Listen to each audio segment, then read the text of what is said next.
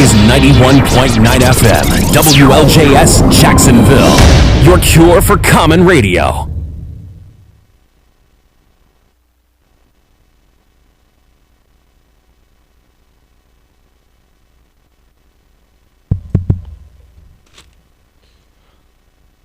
LGBT. It stands for lesbian, gay, bisexual, and transgender. These are the four letters that describe millions of people across the United States. For years, people who fit in this category of these four letters have endured isolation, hatred, religious criticism, and in some instances, even death. However, lately, especially in the year 2013, the LGBT community has since had an impactful and positive rise in perception, civil rights, and social status. The number of celebrities that have come out of the closet increase almost every other month. And in regards to legislation, even the highest court of this nation agreed it was time for change in regards to the rights of gays and lesbians. Earlier this year, even the Boy Scouts of America, one of the oldest organizations in the nation, decided it was time to start letting some of their members just be themselves. What is happening in America? Are we suddenly turning over a new leaf? Are we having a change of heart? Tonight, we speak to several individuals who publicly identify with these four letters as we ask the hard questions and we find out. The title of tonight's program is Outfront, Stories from the Lesbian, Gay, Bisexual, and Transgender Community. My name is Ed Moore III, and this is WLJS News.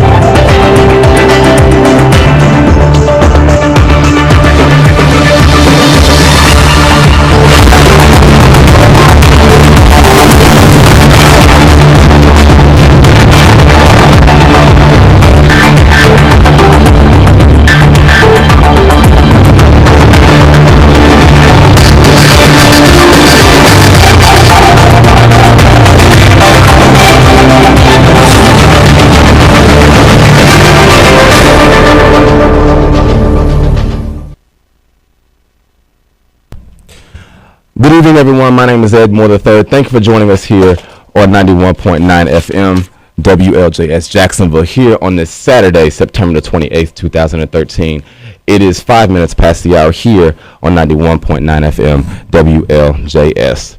Tonight, ladies and gentlemen, we're going to be diving into the four letters that I mentioned in our introduction, LGBT. It stands for lesbian, gay, bisexual, and transgender. Millions and millions of Americans across our land identify with those four letters. And tonight, we're going to dive personally into the lives of people who identify with these four letters and figure out what are the things that they go through.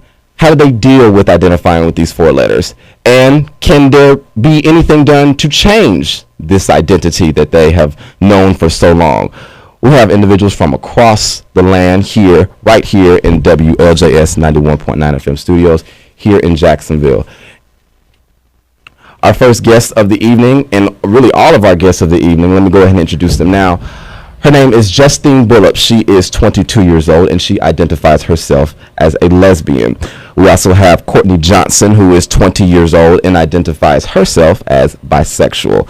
We have Tavares Doizer, who is 25 years old, and he identifies himself as gay.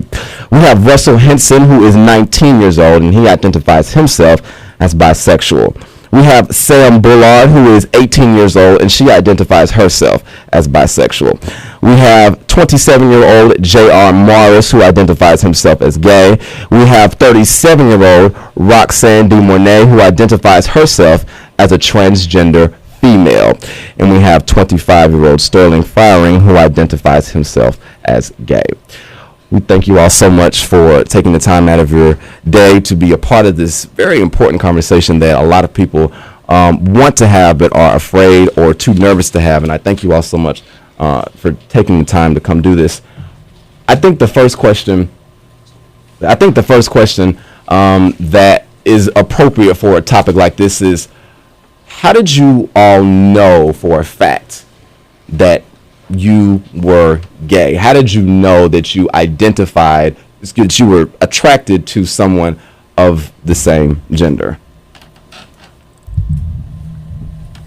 Well, for me, it was ever since I was younger, I can say. It was just the way I looked at females somewhat. I know it's kind of odd at a young age to know, but that's how I felt. I knew I liked them, but I was like, no, maybe it was just a phase. But as I started to get older and older, I was like, I'm a lesbian. I just had to come with reality to say, this is what I am. Tavares, what about you? When did you first realize that, I think I may like guys? It's very weird. You know, you always say that cliche, I always knew I was born that way. But I am that kid. I actually, like around first grade, I got in trouble because I was the person filling on little boys in the bathroom. So, I mean, it's just one of those things where you just know that I shouldn't be filling on, you know, like that whole purpose of trying to explore, you know, human sexuality is that age. You know, you just like, I realize I'm a young man. I have, you know, parts that someone else has, and I feel like I should know the other one, but I'm attracted to the same one. And I didn't know if the kid, it was because it was familiar with what I had, so I just wanted to become familiar with someone who's like myself. But I just never really identified myself as being attracted to females, even at a young age. So, you know, I'm kind of that person who always believed that I was born this way. You know, I wasn't that person that went through high school or went through middle school and went to that place of being attracted to it, you know, finding out that I was attracted to guys. Like, I just knew, even as a kid, which is weird. I mean, I guess I wouldn't say weird, but I just always known, you know, even in that sense of attraction, it was just as a young kid, getting in trouble for it as a young kid. Jayr, what about you? When did you first realize that you were attracted to the same gender? Did you think that there was anything wrong with you? Personally, no. I think maybe when I turned 14, I was always attracted to females and somewhat attracted to guys. But when that attraction became more sexual for a dude, then I realized, okay, something is different. I think my mom caught me when I was maybe 6, me and a friend. But I just thought it was a phase. You know, maybe we were just experimenting. And she gave me that, you know, that long speech. You know, the Bible says this. And, you know, my response was, well, you know, I really didn't know what I was doing. You know, it was just a feeling. But once I reached high school, you know, that just, oh, he cute, this and that, turned into, you know, me thinking about you in class, or I'm at home attracted to this person, or writing their name down. And that's when, you know, I realized that maybe at 18 I acted on it. So I said, you know, I'm tired of trying to not actually cover up, but having a battle within myself about it. So at 18, I became a senior in high school, and everybody knew, and I was comfortable with it. Sterling Fiering, you're a 25-year-old. You're 25 years old, and you identify yourself as gay. Have you ever wanted to change your sexuality to heterosexual, and do you think that's even possible? There was a time when I thought I wanted to be different. Both of my parents are ministers, and growing up in, you know, the Bible Belt in the South, there was a time, you know, where I thought you could pray the gay away and do everything biblical that you could to get rid of it. And when I was young, I used to cry myself to sleep just praying to God to make me different. Nothing ever felt different. And, you know, after a period of, you know, self-discovery, I went on my own journey, and I came to a place of self-acceptance. And, I mean, to each their own. I mean, you hear stories of people who identify as gay and go through, you know, therapy or whatever, and they come out and say they're changed. You know, I can't take that away from them. For me personally, my own personal belief, I think that it's a part of who you are. It's just, you're born just like that. So, Sam Bullard, what about you? You are an 18-year-old female. You identified yourself as bisexual. have you ever thought that maybe your attraction to women would just go away at one point and you would only be attracted to men and be heterosexual? I had hoped that it would, because it's not something we really talk about in my family until recently. I've always been attracted to men and women, but mainly men when I was younger. And over a period of time, it got to the point where I realized what lesbian or gay actually meant, and that I'm bisexual. I was physically attracted to women, but I was emotionally attracted to men.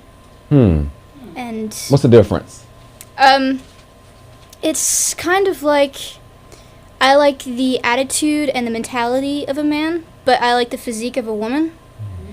So it's very complicated. Has anybody else ever felt like that? You're attracted to the physicalness of one gender, but the emotional aspects of another? Yes. Russell, you said yes. Russell, you identified yourself as bisexual. Help us understand that. I'm bi, but I still am more towards the gay side because I do prefer men over women. They're just easier to get to me. For some reason, they are.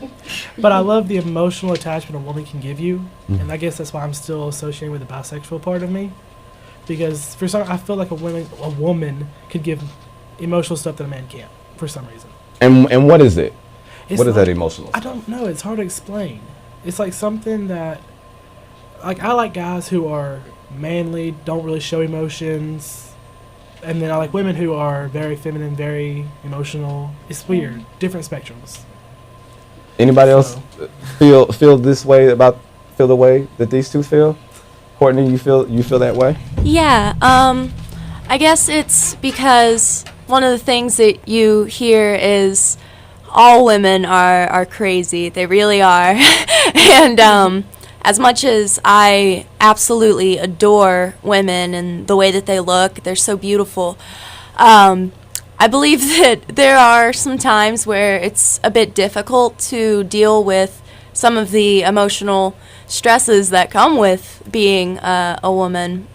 But it's very rare for me, it seems, to even find a guy who isn't occasionally feminine at times. So, yeah. Growing up in school, were any of you all ever made fun of because of your sexuality? I know that some of you all may not have really known that you were gay, lesbian, or bisexual, but at some point, I'm sure throughout all of you all's careers, throughout all of you all's time in grade school, that realization that you were came about, and that someone else in school found out, no matter how much you tried to keep it a secret. Who here has had that experience? Oh, just about half the people in the room. What about you, Roxanne? Of course. I experienced bullying from other kids, my sister and I both. And I guess it was because I was always feminine. I was real feminine in school, and the guys used to make fun of me, when I played, sports and whatnot. So, yeah, I went through a lot of bullying. We went through, when we would leave the school in the evening to head home, we had guys that chased us home and wanted to beat us up because I was different. So, yeah, the 1st through 6th grade were pure, HE, So, yeah. And in regards to your school, and was there ever this awkward moment where you had to decide which bathroom you wanted to choose? Because obviously at some point during your childhood you realized you were in the wrong body. I've always went to the girls' bathroom. I've always identified with the females. Like even when I was 3 years old, when I was a little child, I used to get in my mother's makeup. She was an Avon lady, and I would get her makeup, and I would do my makeup, and I would put on her high heels, and just parade through the house and do little dances and little gigs, and so yeah, I've always been a woman for as I can remember, and I've always went to the women's bathroom. And I had one incident I went to the men's bathroom. It was a straight club I had went to one night. And I went in, and because I had to get to the bathroom because the female's bathroom was so so full, and I couldn't get in. So I went to the male's bathroom, and this guy, he walked in. He was like, "What are you doing in here? You're in the wrong bathroom." And that was the only time that I ever, and I think I was 21 then, that I ever went into